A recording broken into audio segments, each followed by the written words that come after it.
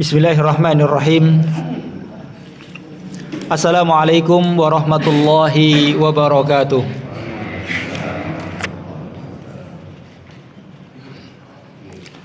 Alhamdulillahi ala ihsanih wa syukru lahu ala taufiqihi wa amtinanih wa asyhadu an la ilaha illallah wahdahu la syarika lah ta'dhiman li sya'nih wa asyhadu anna Muhammadan abduhu wa rasuluh ad-da'i ila ridwanih salawatullahi wa salamuhu alaihi wa ala alihi wa ashabihi wa ikhwanih.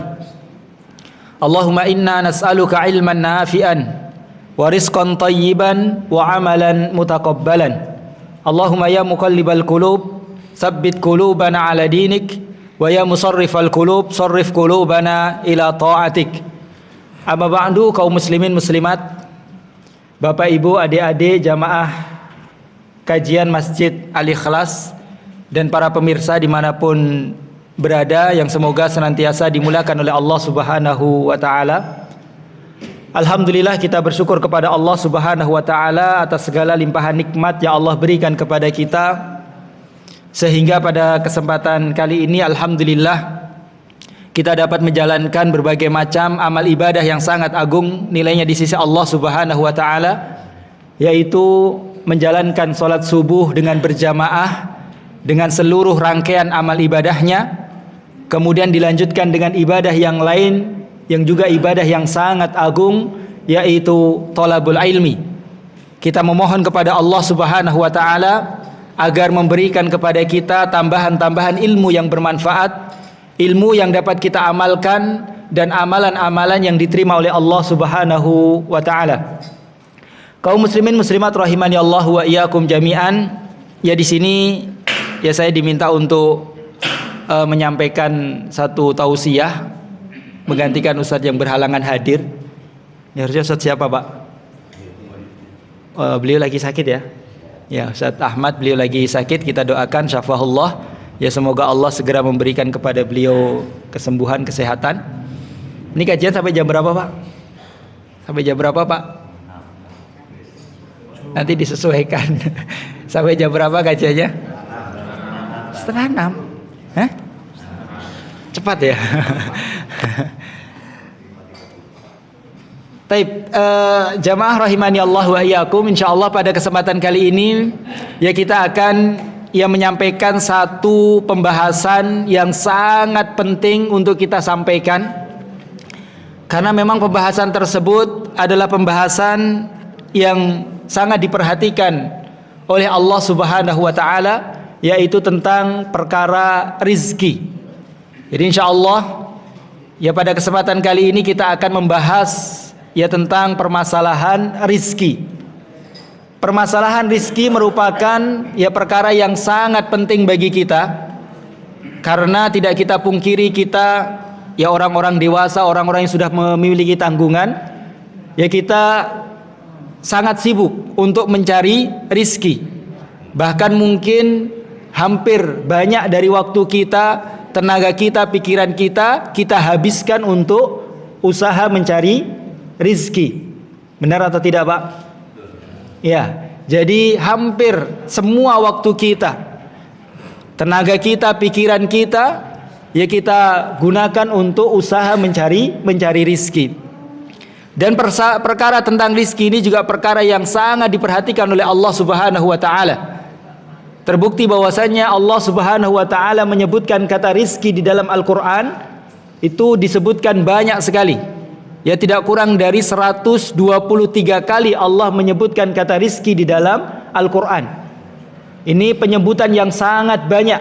Ini menunjukkan bahwasanya Allah Subhanahu wa taala sangat perhatian terhadap perkara rizki ini. Dan kaum muslimin muslimat rahimani Allah wa iyyakum, di antara nama dari nama-nama Allah Subhanahu wa taala yang terindah, yaitu nama Allah Ar-Razik atau Ar-Razzaq. Jadi di antara nama-nama Allah yang terindah adalah Ar-Razik atau Ar-Razzaq, yang artinya apa, Pak, Bu? Ya, Ar-Razik atau Ar-Razzaq yaitu Rabb yang maha memberi rizki. Ar-Razik isim fa'il. Adapun Ar-Razzaq adalah siyaghul mubalaghah yang menunjukkan banyak dan sering memberikan rizki. Nama Ar-Razik disebutkan oleh disebutkan oleh Rasulullah sallallahu alaihi wasallam dalam hadisnya. Ketika Rasulullah sallallahu alaihi wasallam bersabda, "Innallaha huwal khaliqul qabitul basitur raziqu." Rasulullah mengatakan, "Innallaha," sesungguhnya Allah Subhanahu wa taala, huwal khaliq. Dia adalah Al-Khaliq, Maha Pencipta, Al-Qabid yang menggenggam, Al-Basit yang melapangkan, Ar-Razik yang Maha Pemberi rizki. Adapun nama Allah Subhanahu wa taala Ar-Razzaq. Ya, kalau di dalam hadis disebutkan Ar-Razik, kalau di dalam ayat disebutkan Ar-Razzaq, yaitu Allah Subhanahu wa taala sebutkan satu kali di dalam Al-Qur'an, yaitu dalam surat Az-Zariyat, surat yang tadi kita baca dalam salat subuh. Kata Allah Subhanahu wa taala, "Innallaha huwar razzaqu dzul quwwatil matin." Innallaha, sesungguhnya Allah Subhanahu wa taala, huwar razzaq. Dialah Ar-Razzaq. Ya, ini adalah siyaghul mubalaghah yang menunjukkan penekanan. Ya, bahwasanya Allah Subhanahu wa taala sangat banyak dan sangat sering memberikan rizki. Kemudian Allah sandingkan nama Ar-Razzaq dengan sifat Allah dzul quwwatil matin. Innallaha huwar razzaqu dzul quwwatil matin. Sesungguhnya Allah adalah Ar-Razzaq dzul quwwatil matin, yang memiliki kekuatan yang sangat kokoh. Kaum muslimin muslimat rahimani Allah wa iyyakum, kenapa di dalam ayat tersebut Allah menyandingkan nama Allah Ar-Razzaq, Rabb yang Maha Pemberi rizki, dengan dzul quwwatil matin, yang memiliki kekuatan yang kokoh? Karena sebagaimana disampaikan oleh para ulama, ketika Allah Subhanahu wa taala memberikan rizki, itu Allah Subhanahu wa taala memberikan rizki kepada semua makhluknya dengan jumlah yang sangat banyak. Dan ini semuanya menunjukkan akan kekuatan yang kokoh dari Allah Subhanahu wa taala, dan tidak dimampui kecuali hanya Allah Subhanahu wa taala. Kita lihat Pak, rahimani Allah wa iyyakum, ketika Allah Subhanahu wa taala memberikan rizki Ar-Razzaq, itu dapat dilihat dari tiga sisi. Ya, tiga sisi dapat kita lihat di mana Allah Subhanahu wa taala itu memang Ar-Razzaqu dzul quwwatil matin. Yang pertama, bahwasanya Allah Subhanahu wa taala itu memberikan rizki tidak hanya kepada satu dua makhluk, tapi Allah Subhanahu wa taala memberikan rizki ini kepada seluruh makhluk. Semua makhluk yang Allah ciptakan, Allah berikan rizkinya. Tidak hanya manusia, ya, tapi semua makhluk, hewan semuanya, malaikat semuanya, Allah Subhanahu wa taala yang memberikan rizki. Kalau manusia saja Pak, manusia ini jumlahnya banyak atau sedikit Pak? Sangat banyak, ya. Itu semuanya diberikan rizki oleh Allah, tidak ada yang luput satupun dari manusia. Dimanapun dia hidup, kapanpun dia hidup, ya dia tidak akan lepas dari rizki Allah Subhanahu wa ta'ala. Bahkan tidak hanya manusia, semua hewan yang ada di dalam lautan, yang ada di dalam bumi, yang ada di udara, semua hewan dan semua makhluk, Allah Subhanahu wa ta'ala memberikan kepada semuanya rizkinya. Kemudian yang kedua, ya, Allah Subhanahu wa ta'ala memberikan rizki itu tidak hanya sedikit, tapi Allah Subhanahu wa ta'ala memberikan rizki kepada semua makhluk ini dengan jumlah yang sangat banyak. Semuanya mendapatkan jatah rizki yang sangat banyak, ya. Dan ini tidak akan dimampui oleh, ya, selain Allah Subhanahu wa ta'ala. Sehebat-hebatnya manusia, sebaik-baiknya manusia, ya dia akan memberikan sesuatu, ya, kepada sesuatu yang terbatas. Dia mungkin hanya bisa memberikan, ya, hanya beberapa orang saja. Semakin banyak yang diberi, maka jatahnya akan semakin sedikit, karena yang diberi banyak. Tapi tidak bagi Allah Subhanahu wa ta'ala. Allah memberikan kepada semua makhluk, dan setiap makhluk Allah berikan jatah rizki yang sangat banyak. Kita saja Pak, ya, rizki yang Allah berikan kepada kita banyak atau sedikit? Ya, sangat banyak. Ya.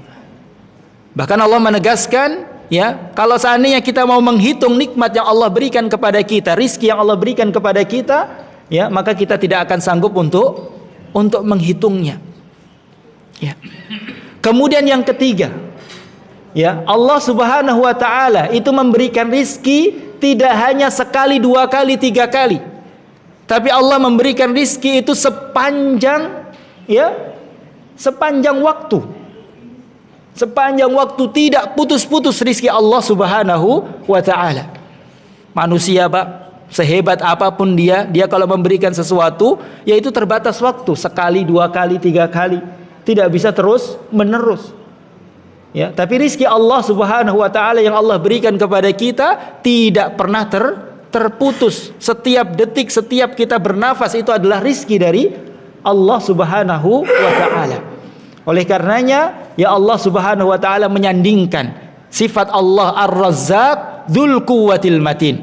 Ya, Rabb yang Maha memberikan rizki dan memiliki kekuatan yang sangat kokoh.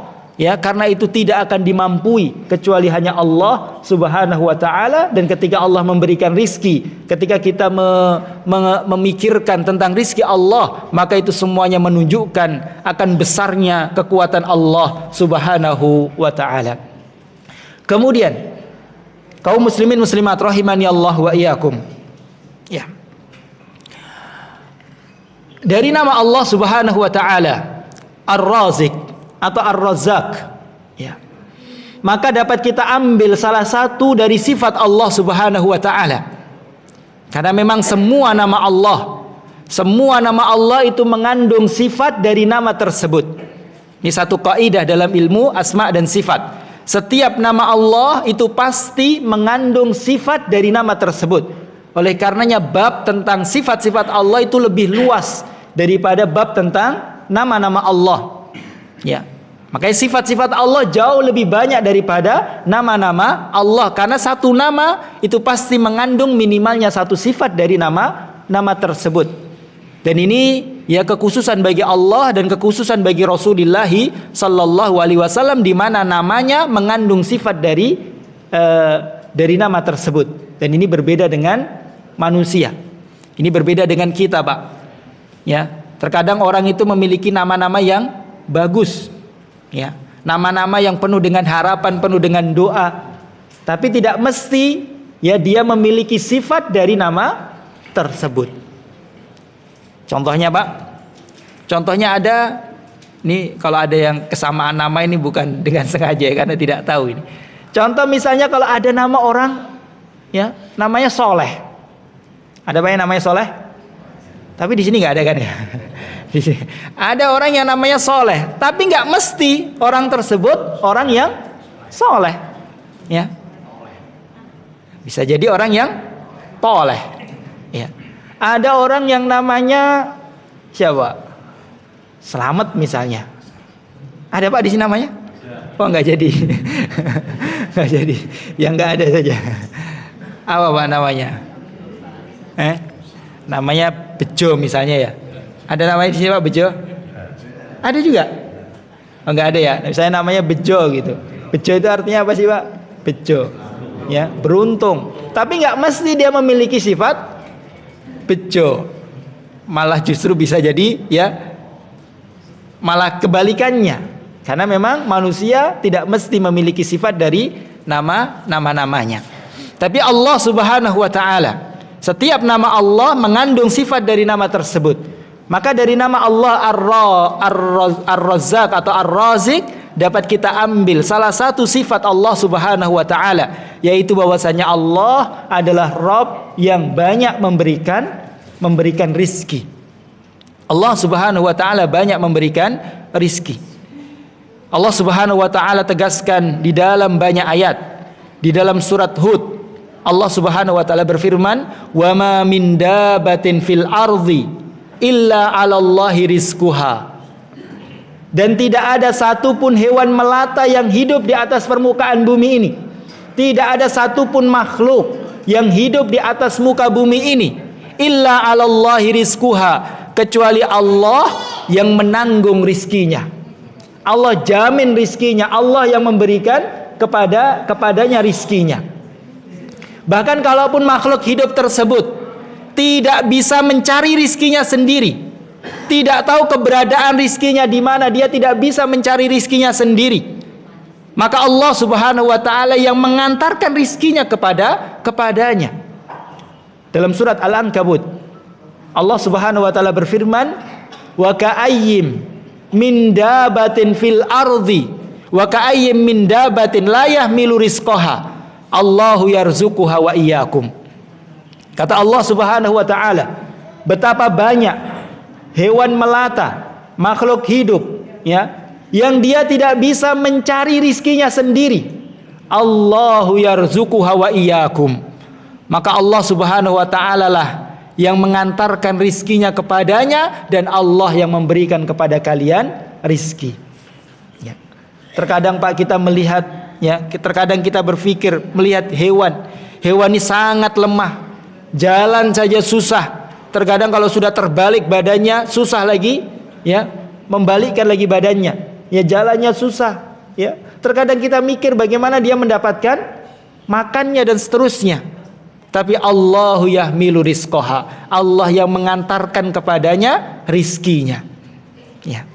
Bahkan Pak, kalaupun kita tidak tahu keberadaan rizki kita, maka rizki kita itu tahu keberadaan kita. Para ulama dahulu pernah mengatakan, fa in lam ta'rif unwana rizkika fa'lam bi anna rizqaka ya'lam unwanaka. Jika seandainya kalian tidak tahu keberadaan rizkimu di mana, kita bingung nanti makan apa, kita bingung nanti bagaimana seterusnya. Ya, kita nggak tahu keberadaan rizki kita di mana.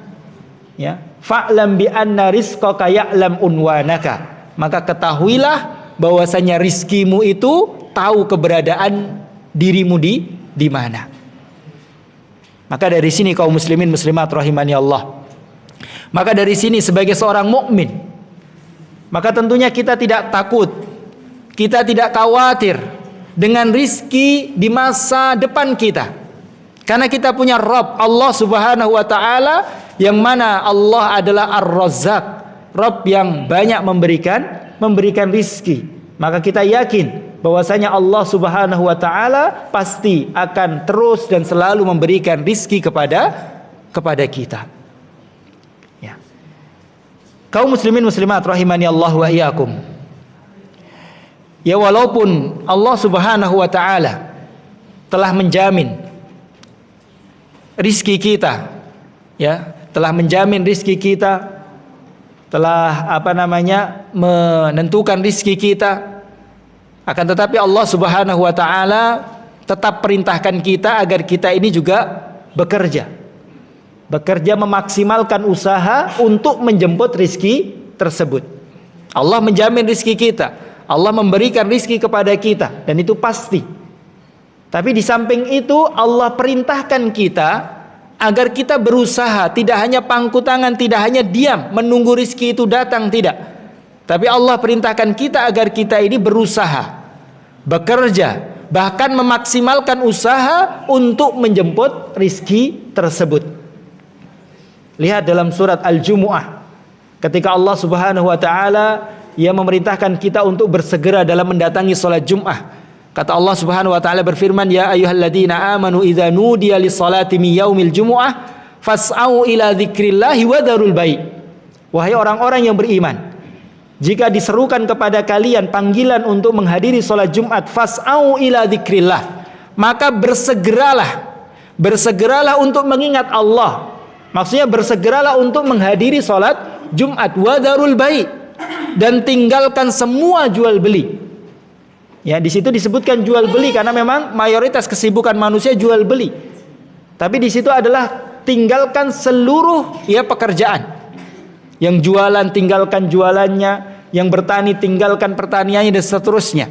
Tinggalkan semua usaha, tinggalkan semua pekerjaan untuk segera menghadiri salat Jumat.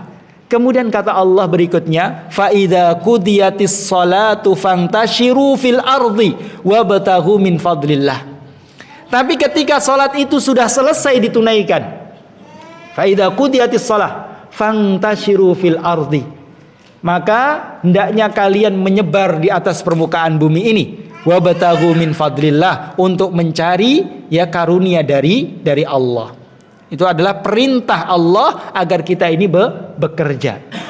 Ya, fantashiru fil ard, maka kalian menyebarlah di atas permukaan bumi ini untuk mencari rizki-rizki Allah Subhanahu wa taala. Ya, di situ ya Allah Subhanahu wa taala memerintahkan kita agar kita ini bekerja. Tapi sesibuk apapun kita bekerja, jangan lupa untuk menunaikan kewajiban kita kepada Allah Subhanahu wa taala. Ya, di sini saya mau sampaikan bahwasanya memang Allah Subhanahu wa taala perintahkan kita agar kita ini memaksimalkan usaha untuk bekerja menjemput rizki. Dan Rasulullah sallallahu alaihi wasallam sangat menghargai, sangat mengapresiasi orang-orang yang bekerja dengan sangat sungguh-sungguh untuk mencari rizki.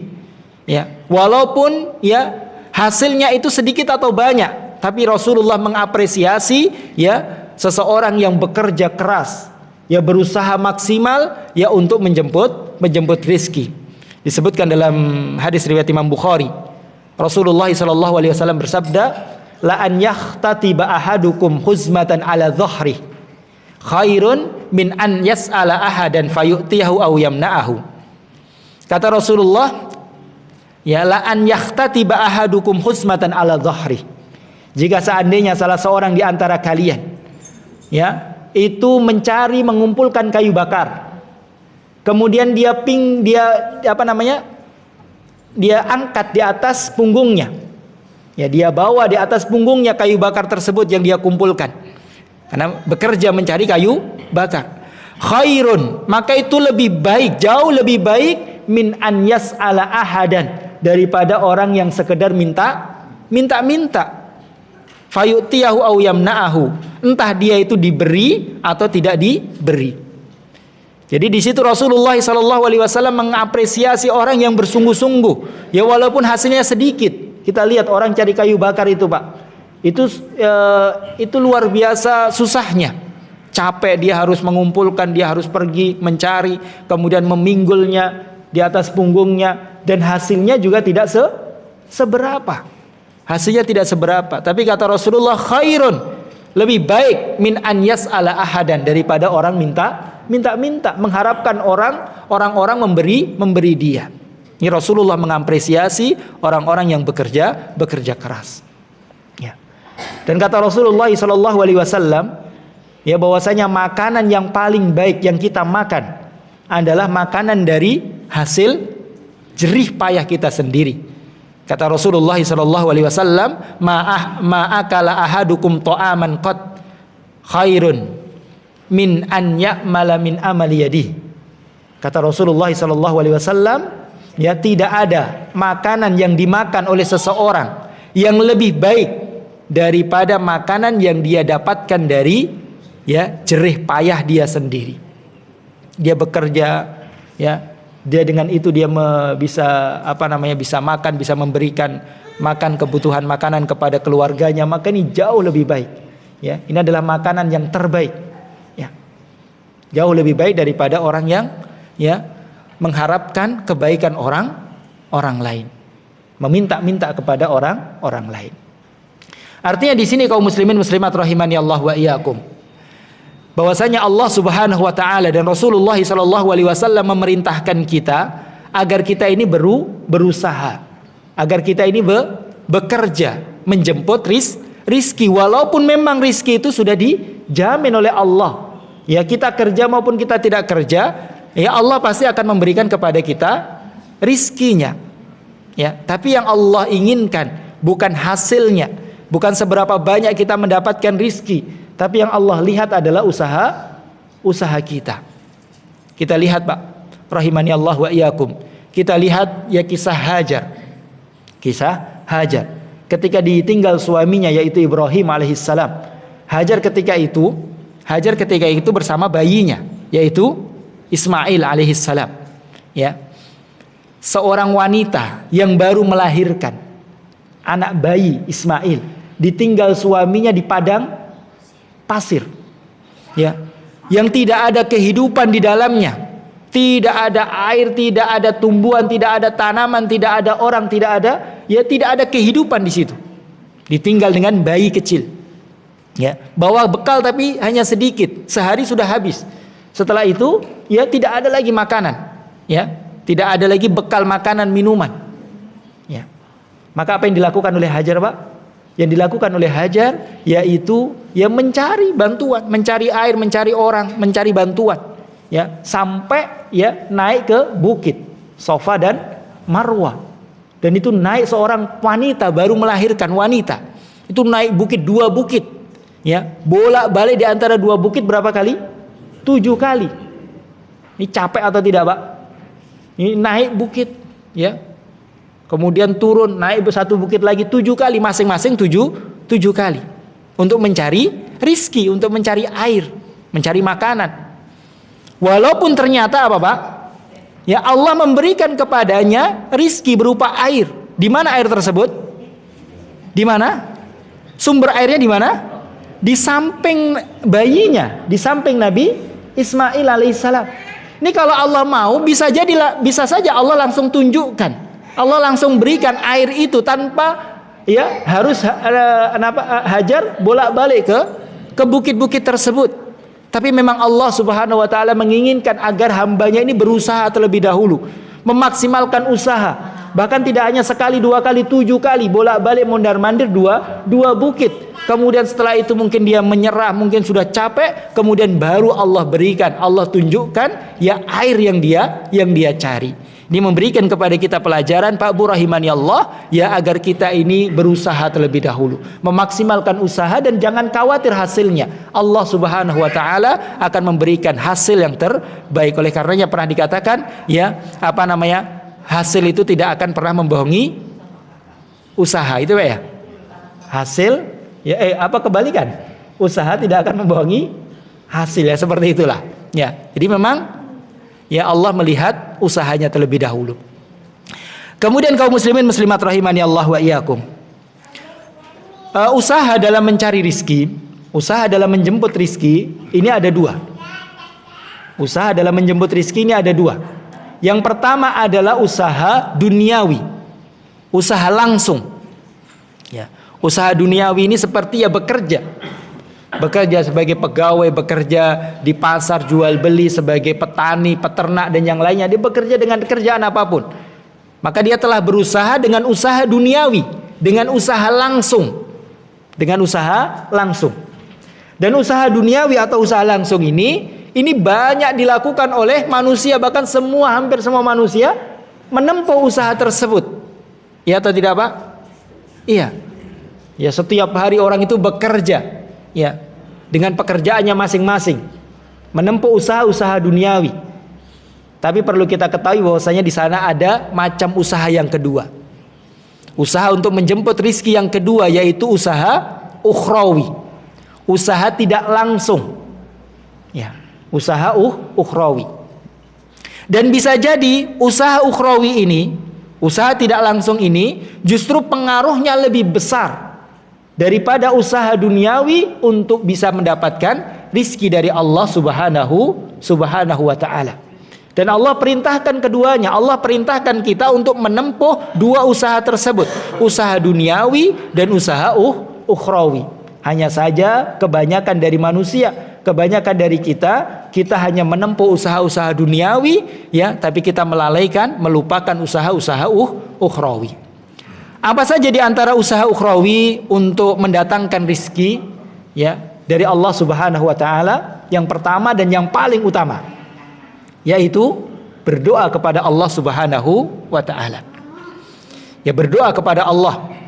Ini usaha yang paling nyata, usaha yang paling baik dari semua usaha.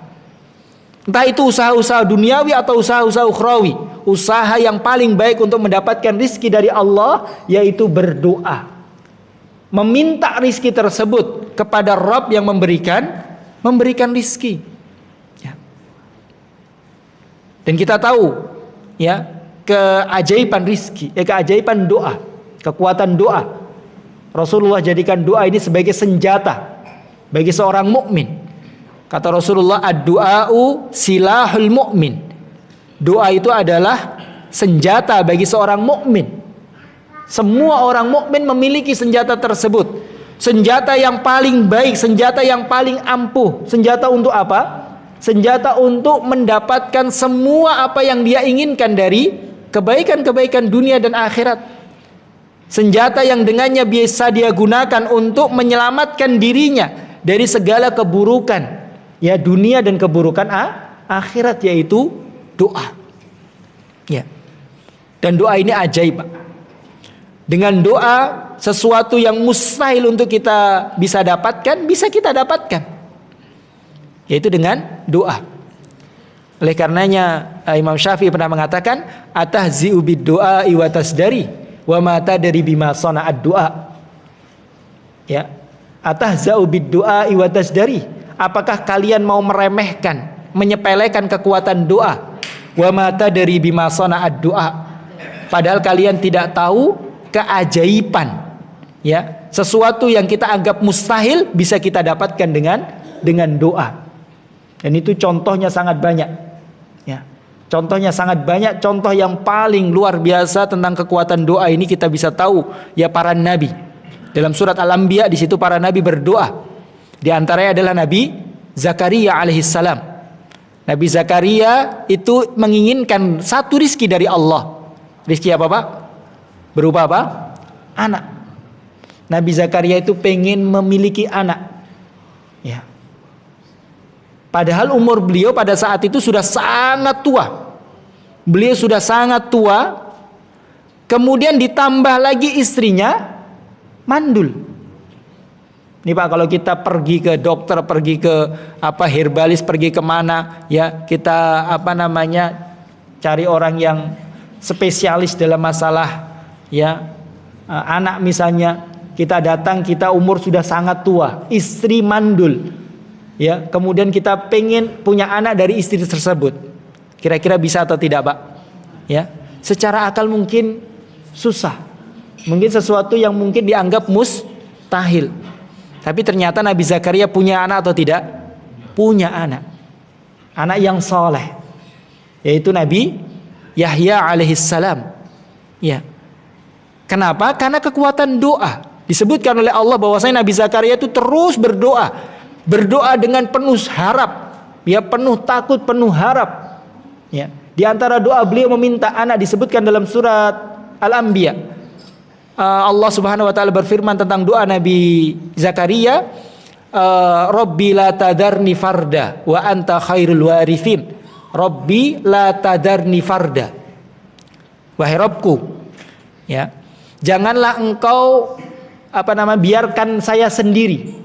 La tadarni farda, jangan kau biarkan saya sendiri. Artinya tidak punya anak keturunan. Wa anta khairul warithin, sedangkan engkau, ya Allah, adalah sebaik-baik pemberi rizki, pemberi anak, pemberi waris, yaitu anak. Ya, janganlah engkau tinggalkan saya sendiri, biarkan saya sendiri. Artinya berikan kepada saya anak keturunan, dan engkau adalah Rabb yang paling baik memberikan anak. Ya, kemudian Allah berikan kepada Nabi Zakaria anak. Dalam ayat yang lain, dalam surat yang lain, Nabi Zakaria berdoa apa, Pak? Berdoa apa di antara doa Nabi Zakaria? Rabbi habli min ladunka dzurriyyatan thayyibah. Rabbi habli min ladunka dzurriyyatan thayyibah. Ya Allah, ya, karuniakan kepadaku dari sisimu anak yang baik, anak yang soleh, anak yang thayyib. Ya Allah, berikanlah kepada kami, karuniakan kepadaku seorang anak dari sisimu, anak yang baik. Maka Allah berikan kepadanya anak, yaitu Yahya alaihissalam. Karena apa, Pak? Karena doa. Ya, karena doa. Jadi ketika kita menginginkan rizki, maka minta kepada Allah Subhanahu wa taala. Jangan sampai kita sibuk bekerja, ya. Kita 8 jam bahkan lebih daripada itu setiap hari kita kerja, ya, sampai lembur-lembur dan seterusnya. Tapi kita lupa berdoa. Kita lupa meminta rizki tersebut kepada Rabb yang memberikan rizki. Sekarang, Pak, ya, seandainya seorang itu dia bekerja, ya, 20 jam sehari, ya, dia bekerja dengan, ya, sangat giat. Tapi Allah tidak berkehendak untuk memberikan kepadanya rizki yang banyak. Dia bisa mendapatkan rizki yang banyak atau tidak, Pak? Tidak. Tidak. Sebaliknya, kalau orang itu bekerja, ya mungkin dia tidak lama bekerja, tapi Allah menghendaki dia mendapatkan rizki yang banyak. Bisa tidak dia mendapatkan rizki yang banyak? Bisa. Semuanya tergantung dengan Allah Subhanahu wa ta'ala. Maka berdoa kepada Allah. Dan ini yang dicontohkan oleh Rasulullah SAW. Lihat ketika Ummu Salamah, salah satu dari istri beliau, Ummul Mukminin Ummu Salamah, mengatakan anna Rasulullah SAW kana idza asbaha, bahwasanya Rasulullah itu setiap pagi, setiap subuh, beliau itu berdoa, Allahumma inni as'aluka ilman nafi'an wa rizqan thayyiban wa amalan mutaqabbalan. Ya Allah, aku memohon kepadamu ilmu yang bermanfaat, rizki yang halal, rizki yang baik, dan amalan yang diterima. Kenapa beliau berdoa meminta rizki ini di waktu pagi? Ya, di waktu pagi, ya. Yaitu karena beliau itu ingin mengawali berdoa dulu sebelum beliau bekerja. Di siang harinya beliau bekerja, ya, beliau beramal. Tapi sebelum bekerja, beliau berdoa terlebih dahulu, mengawali harinya dengan doa. Jadi doa itu, Pak, Bu, rahimani Allah, doa itu bukan di pertengahan, bukan di akhir usaha, tapi doa itu adalah di awal. Sebelum kita pergi ke pasar, sebelum kita buka toko, sebelum kita pergi ke tempat kerja kita, berdoa dulu, ya Allah, mudahkanlah rizki saya, berikanlah kepada kami rizki yang halal, yang thayyib. Bismillah, baru bekerja. Ya, terkadang orang berdoa, tapi setelah dia berusaha, setelah dia bekerja, ya, kemudian dia baru berdoa. Ini yang pertama. Kemudian yang kedua, ini sudah 5:30 ini. Satu lagi kalau begitu, satu lagi. Padahal ada banyak sekali ini. Yang kedua, usaha ukhrawi yang kedua untuk menjemput rizki yang tidak kalah penting, yaitu takwa kepada Allah. Takwa kepada Allah. Dan takwa, ya, yaitu menjalankan perintah-perintah Allah dan menjauhi larangan-larangannya. Ya. Ya, dengan menjalankan perintah-perintah Allah, menjauhi larangan-larangannya, itu justru akan membuka pintu-pintu rizki kita. Mungkin terkadang, Pak, kita berpikir, ya, apa hubungannya? Apa hubungannya sholat, puasa, ya? Apa hubungannya meninggalkan larangan-larangan dengan rizki? Mungkin kita berpikir tidak ada hubungannya. Tapi Allah Subhanahu wa ta'ala sendiri yang menegaskan, Pak, bahwasanya dengan bertakwa Allah akan memberikan rizki. Dalam surat Nuh, bukan surat Nuh, dalam surat At-Talaq, Allah berfirman, awal-awal surat At-Talaq, wa may yattaqillaha yaj'al lahu makhraja wa yarzuquhu min haitsu la yahtasib. Barang siapa yang bertakwa kepada Allah, Allah akan berikan solusi, jalan keluar dari semua masalah yang dia hadapi. Wa yarzuquhu min haitsu la yahtasib, dan Allah akan memberikan kepadanya rizki dari arah yang tidak pernah dia sangka-sangka. Dengan apa? Dengan bertakwa. Di situ Allah tidak mengatakan dengan bekerja, dengan apa yang lain, tidak. Tapi dengan bertakwa, ya, maka Allah akan yarzuquhu min haitsu la yahtasib. Allah akan memberikan rizki dari arah yang tidak pernah dia sangka-sangka. Ya, oleh karenanya para ulama mengatakan, kalau kita ini mendapatkan rizki, kita bingung ini rizki dari mana, kita tidak menyangka, maka para ulama mengatakan, ketahuilah itu adalah buah dari ketakwaan kita. Entah kapan ya waktu yang lalu kita bertakwa kepada Allah, kita menjalankan perintah, kita menjauhi larangan, kemudian Allah akan berikan kepada kita rizki dari arah yang tidak kita sangka-sangka. Oleh karenanya, Pak, rahasia kenapa, ya, dalam surat Az-Zariyat, surat yang kita baca di awal tadi, kita baca di surat subuh tadi, surat Az-Zariyat, Allah itu menyebutkan tentang perintah untuk ibadah. Wa ma khalaqtul jinna wal insa illa liya'budun. Ya, tidaklah aku ciptakan jin dan manusia kecuali agar mereka itu beribadah kepadaku. Jadi tujuan utama Allah menciptakan manusia agar manusia itu beribadah. Jadi agar kita ini banyak beribadah kepada Allah. Kemudian setelahnya Allah mengatakan apa? Ma uridu minhum mirrizqiu wa ma uridu ayyutimun. Allah tidak ingin, ya, rizki dari kalian. Allah tidak ingin diberikan makan oleh kalian. Innallaha huwar razzaqu dzul quwwatil matin. Tapi sesungguhnya Allah lah yang memberikan rizki. Kita lihat di situ Allah perintahkan kita untuk ibadah. Kemudian setelah itu Allah menyatakan bahwasanya Allah itu yang memberikan rizki. Maka ya para ulama menjelaskan kenapa ya Allah menyebutkan ibadah kemudian menyebutkan tentang rizki, karena ya dengan ibadah maka Allah itu akan memberikan rizki. Dengan ibadah ya Allah akan memberikan rizki. Maka jangan takut ketika kita beribadah, kita habiskan waktu, kita habiskan tenaga untuk ibadah. Jangan khawatir dengan rizki kita. Innallaha huwar razzaq. Ayat setelahnya Allah mengatakan Allah yang memberikan rizki kepada kalian.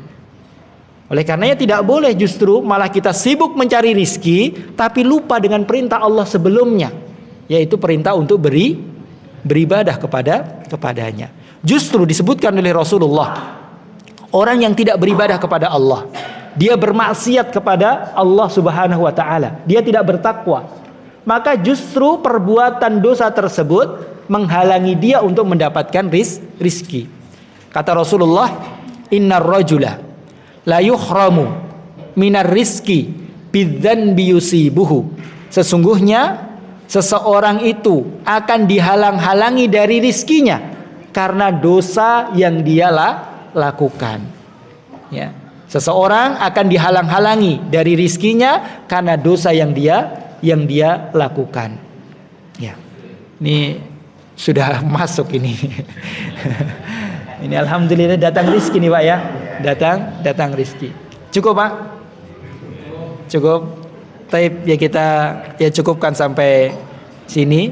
Dan semoga yang sedikit ini dapat memberikan manfaat bagi kita semuanya, dan semoga Allah memberikan kepada kita rizki-rizki yang baik dan menjauhkan kita dari ya rizki yang tidak baik.